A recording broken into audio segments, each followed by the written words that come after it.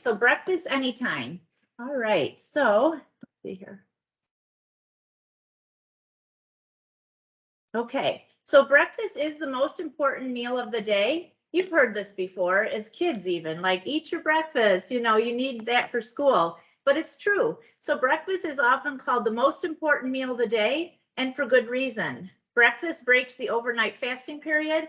It replenishes the supply of glucose to boost energy levels and alertness, while also providing other essential nutrients required for good health. Now I hear people saying, oh, I should take such and such to help my focus or whatever, besides coffee. But eating a breakfast can have a really good big impact on your alertness too. So start with food first. It's not really a novel idea. All right, and then the benefits of eating breakfast. Studies suggest that eating breakfast may help children do better in school by improving memory, alertness, concentration, problem solving, test scores, school attendance, and mood. I can remember as a teenager, I don't know if I ate breakfast that one day, but I remember taking a test and my stomach was rumbling, and like you're kind of embarrassed because you hear that, but also you needed fuel, in your brain to get a good grade. So it's for all ages. Adult breakfast skippers take a lesson eating breakfast may help boost your brain power too. So, a lot of people who are going through treatment do find that breakfast is their best meal of the day. Like they tend to have a bigger appetite in the morning. And so we want people to economize on that and really, take advantage of having a bigger meal. And then it will taper probably throughout the day. So 10 reasons to eat breakfast. It encourages healthier eating. It helps balance blood sugar levels. It boosts our energy levels. It can jumpstart your metabolism and may help with weight management. There are studies showing that people who are breakfast skippers have a harder time losing weight. So reasons to eat breakfast as we continue. Look at that little picture there. Like that's pretty doable. It's got a lot of protein. You've got some eggs, cottage cheese, nuts, and some fresh fruit. That's a wonderful little breakfast there. And it's so doable. Even if you go to work, you could take something like that in a container and have it at work if you like to do it that way. So breakfast helps promote heart health. It helps you to better manage stress. It stimulates the brain. It helps achieve intakes of vitamins and minerals, and it helps maintain muscle mass. And that's why we focus on that protein, because we need protein to maintain our muscle mass all throughout our years of living. And also with muscle mass is getting daily exercise. And if you're at a point where it's harder for you to get out or you feel a little unsteady and you'd rather be at home, walk around every hour, walk around your place, maybe have furniture you can hang on to, in between so you don't fall. But everyone's at a different point with what their exercise routines are. But even don't short yourself. If you can do something like that, it's great. And then lifestyle and breakfast, you should always listen to your hunger cues to guide your eating decisions. For some people, breakfast is not their thing. So you could always have something else. I know it is children, children are told anything goes for breakfast, even if you want a bowl of soup. The point is to get some fuel in you. So what you eat and how much you eat over the whole day will always be important than just the single meal. But if you skip breakfast due to lack of time or motivation, or find yourself grabbing unhealthy snacks later in the morning, then that is probably not a good idea. Also note how you feel and your productivity when this happens. So if you find that you're needing to do that, grab snacks like you're just not satisfied from what you had for breakfast, pack a little bit bigger breakfast or put some protein into your breakfast, because that gives you the satiety to help keep you going from meal to meal. Because that's where people tend to fall off the wagon, I guess you'd say. Like for me, if I get home from work and then I'm going to make dinner, I am making a very conscious effort not to open the pantry and grab something to eat. I want to wait to have that hunger for my meal. So you just got to look at yourself, what you do and what your habits have been, and maybe curtail a few things. So breaking the fast, the time frame between your last pre-bed meal, so like in the evening, and the time you wake up is usually the longest stretch of time your body goes without fuel. So eating within 2 hours of waking up can greatly impact how your blood glucose, which is your blood sugar, is regulated for the rest of the day. Your brain is running low on fuel as well as the rest of the body.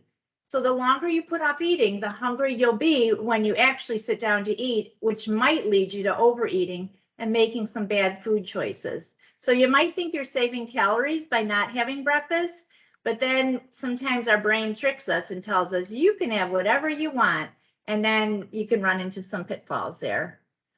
Breakfast encourages healthier eating. So breakfasts that are high in protein can prevent that mid-morning cravings or tendencies to overeat at lunchtime. When you skip breakfast and don't have your appetite checked, your hunger levels are much higher. This can make you more likely to choose unhealthy snacks or meals to provide relief, which leads to you consuming more calories than necessary. So if you notice that picture with the eggs and toast, just a side note, if you are active in treatment right now and you're considered immune compromised, we don't want you having sunny side up eggs because of the runny yolk and risk of salmonella. We'd rather you have a hard-boiled egg, scrambled, or even an omelet. So that's just a side note. All right, and then again, we say breakfast stimulates the brain. So your brain needs fuel to function, and breakfast can really improve your mental performance, your concentration, and even mood throughout the day. So by stabilizing your blood sugar and keeping your appetite checked, you will prevent brain fog and be more productive. Without breakfast,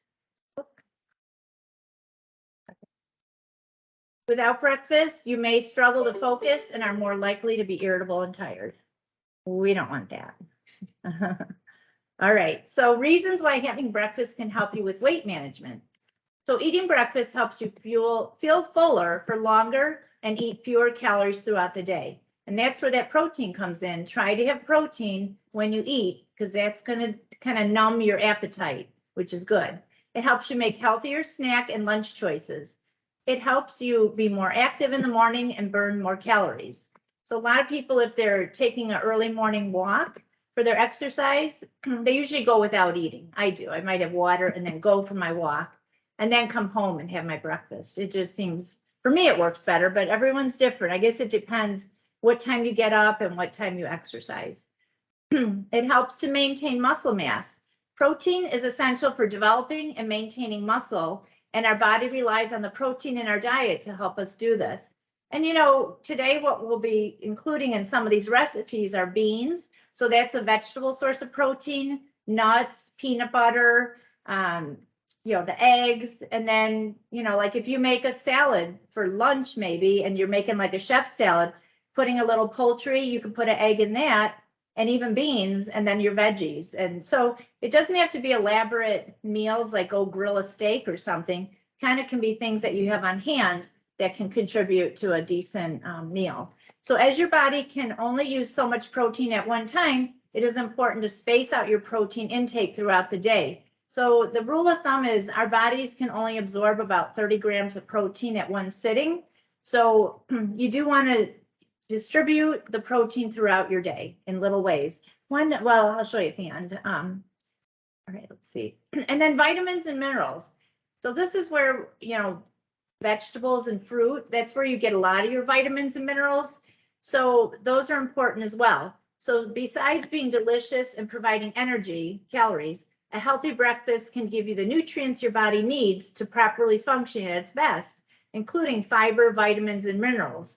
So, where we get our fiber is a lot from our breakfast. If we have a piece of whole grain toast, that's good fiber. Or if you have a bowl of oatmeal, that's fiber. So if you had then a salad for lunch, you may not be getting it. You'll get fiber from the vegetables, but the really good fiber is from the whole grains. And then it's estimated that about 90% of people lack enough fiber in their diets, but those who eat breakfast are more likely to meet their recommended intake of vitamins, minerals, compared to people who skip it. So even though, sometimes people are thinking I should avoid breads and cereals, they actually play a role in our diet, very important role, because you do get that fiber and it helps with digestion, which prevents constipation, which many people struggle with. And then heart health, People who skip breakfast tend to gain extra weight and have higher cholesterol and blood pressure levels, which increases the risk of heart disease. So what you eat matters as much as when you eat. So make sure you focus on healthy grains, proteins, fruit, and vegetables. So the American Cancer Society is suggesting 5 to 7 or 6 to 8 servings of fruit and vegetables a day, with more of an emphasis on vegetables. So yeah, and right now is a perfect time to partake in all those because of the fresh produce, or if you're reaping a garden that's producing, take advantage of that. It's just a wonderful time of year. And then managing stress. You know, everybody has stress. It's called life stress. You know, we have kids, life stress, you know, just so many areas, houses, everything, you know, there's a lot of stress, but it's how you manage it is how you can keep the stress level low. So eating breakfast can have a positive effect on cortisol, which is the primary stress hormone, which is produced by adrenal glands. Your levels of cortisol peak at around 7 a.m., which is why it's important to eat something in the morning to bring the hormone levels back down. So feeling anxious or jittery are telltale signs of high cortisol levels and not a beneficial way to start the day. So you know, for me, like, say when I do these classes, or, you know, I'm kind of a planner. I have to bring like my pie plate or my little cloth. I always put it the night before in my car. Then I'm not worrying about it. You know, it's like if there's things that you have control over that you can put in your car or have ready and planned, instead of trying to, it's like going on vacation, you're packing the day you're leaving, you know, that adds a lot of stress. So, you know, just thinking of things you can do ahead. So the bottom line is, if you do skip breakfast, either intentionally or by mistake, the important thing is to make sure to eat nutrient-dense, balanced meals the rest of the day to ensure you're fueling your body properly. If you're not feeling hungry, why not start your day with a healthy smoothie? So we are going to do a little healthy smoothie as a demo as well. They're not hard. And if you don't want to do a smoothie, even just doing a bowl of yogurt and adding all the fruit and stuff to it, that's fine too, if you don't have a blender or don't want to deal with it. So here's a little recipe. If you want to jot it down, you can. It's a Greek yogurt smoothie. So you just start with, I use fresh strawberries today, but I have a cup of fresh strawberries, a banana. We'll peel it and cut it up to throw it in the blender. I'm using 2 small containers of the plain Greek yogurt just because we had them, might as well just make it up. And then we can add some oatmeal and some peanut butter or almond butter. And then if you want, we can add water or milk. We'll see how thick it is. And some people put ice in it too. You can also add a drizzle of honey if it needs sweetening, but I think the fruit itself is sweet, so I'm not going to do that. But it's personal, whatever. And you know, just a reminder, if you are active in treatment, to avoid raw honey, that we want you to have pasteurized honey, like that little bear that you can get in the store, that's pasteurized. And you're not to be using honeycomb either. So this little smoothie with that recipe is about 392 calories, 25 grams of protein in a 12-ounce serving. And if that seems like too much for you, you can divide it into 2 6-ounce servings, maybe have the other part later in the day. You know, it all works. You know, you could also use that recipe and make little popsicles or freeze it into little containers. And that would be another thing. So here's some ideas for foods to have for breakfast. You know, eggs, and the egg price is coming down, so it's a little bit more doable. So that's good. Greek yogurt with berries. If you don't like Greek yogurt, you can use the other type of yogurt, totally fine. Fresh berries are so plentiful right now. You can wash them and then portion them into little individual cups if you want, and keep in your refrigerator so it's very accessible. I usually just freeze the whole blueberry container and keep that in my freezer, or you can freeze other berries too. And then cottage cheese and fruit. I just had an intern about a week ago, and she liked to tell people she would take an avocado, like half an avocado, and mash it with cottage cheese. And I still haven't tried it yet, but she said it's really good. And you're getting protein, and it's got good satiety. Then whole wheat toast with peanut butter. That's fine. It's so basic, but it's a comfort food. And then avocados are great, you know, to add to foods. So what is a balanced breakfast? So a balanced breakfast can be a mix of carbohydrates, fiber, protein, vitamins, and minerals. And just a side note, carbohydrates, there's two types. There's complex and simple. The simple are the sugars, candies, syrup, too much fruit juice. That is the simple type, which we want to really go easy on. But the complex are what carry a lot of the nutrition. So like fresh vegetables, fresh fruit, your whole grains, your cereals, even milk. Those are the good carbohydrates. So food itself is made up of carbohydrate, protein, and fat. But, carbohydrates, there's two types. I just want to mention that. So we need our carbohydrates. It's glucose for our brain. We need it. So these can be, carbohydrate, protein, fat, fiber, they can be found in many foods such as cereals, fruit, vegetables, and dairy. A high protein breakfast would include eggs. You could make a breakfast frittata, some egg muffins, omelet, breakfast tacos, egg casserole, quiche, and a breakfast bowl. There's recipes in your chat that has a variety of these different recipes. Like egg muffins are really easy and you can freeze them too.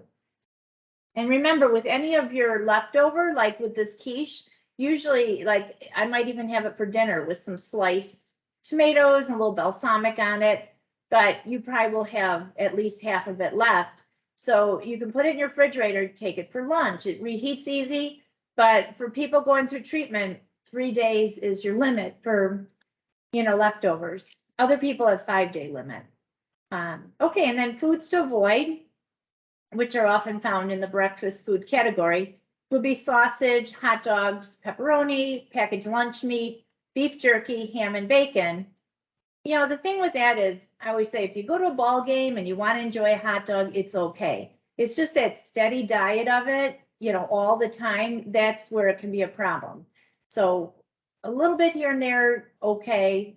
Or use bacon as a little garnish on something instead of eating several strips of it. And if you can get the nitrate free, that's even better. So these foods may increase the risk for developing colorectal cancer. Nitrate-free meats can still lead to health issues, but, it's a better choice, but still use it more as a garnish than, a side dish. It's best to limit your intake of all processed meats. And then another side note, if you are to have lunch meat and you're going through treatment, we say it's better to get the individual package and then you have to heat it up, like in the microwave or a skillet. But to go easy on it, we'd rather you cook some extra chicken, use that chicken for your dinner, and use the rest, the leftover, for a salad or make a chicken salad. That would be better. So breakfast anytime. Breakfast foods are not just for breakfast. Egg dishes are also nice for a brunch type menu.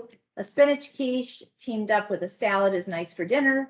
And we're going to have some cooking demos at the end of this presentation, because I think that seeing how things are prepared is educational as well. So the cost of eggs has gone up. Egg production has been hit hard by an avian flu outbreak and resulted in loss of flocks. So that contributed to the cost of eggs. The cost of eggs had to go up due to cost of feed, transportation, and labor. Eggs are still considered an economical source of protein that is easy to prepare and can be tolerated by many people. One egg provides 6 to 8 grams of protein with only 70 calories. So they're going to have more protein the bigger the egg is. Eggs are also provide choline, vitamin A, E, and D. So they're nutritious. I know people also are careful if they have heart disease, but if that's the case, then you would limit your yolks and you can have more of the whites. So other economical sources of protein can include cottage cheese. You can get that low fat or whole milk fat, like the 4%. And with that, if you're doing fine with eating and you want to just maintain your weight, I would go the low fat route. But if you are struggling to maintain your weight, or you've been losing weight and you want that to stop, go with the higher fat dairy. Lentils, oats, ground turkey, peanuts, and other nuts, beans, chicken breast, and sardines all are economical sources of protein. And then there are 3 types of breakfast. I just wanted to throw this in here. Continental breakfast consists of, like, say, a hot croissant, brioche, toast with butter and preserves, and coffee. This is a very light morning breakfast. You can make it a little healthier with maybe an English muffin, some fresh fruit on the side, or the American breakfast, cereal or egg-based dishes, pancakes, toast, waffles, and fruit or juice. So we do like our food, it sounds like. And then an English breakfast is a heavy breakfast, usually served in the UK and Ireland, includes mushrooms, potatoes, baked beans, boiled vegetables, whole grain breads, stewed fruit, breakfast cereals, eggs, fish, meat, and a lot of times they serve it with a broiled tomato as well. So it would be something that you have your breakfast like that, and then you skip lunch because it really is a lot. And then to sum it all up, breakfast is an important meal to start your day. Breakfast foods can be simple or require more preparation. Many health benefits to eating a breakfast. Breakfast foods can be eaten for any meal, not just breakfast.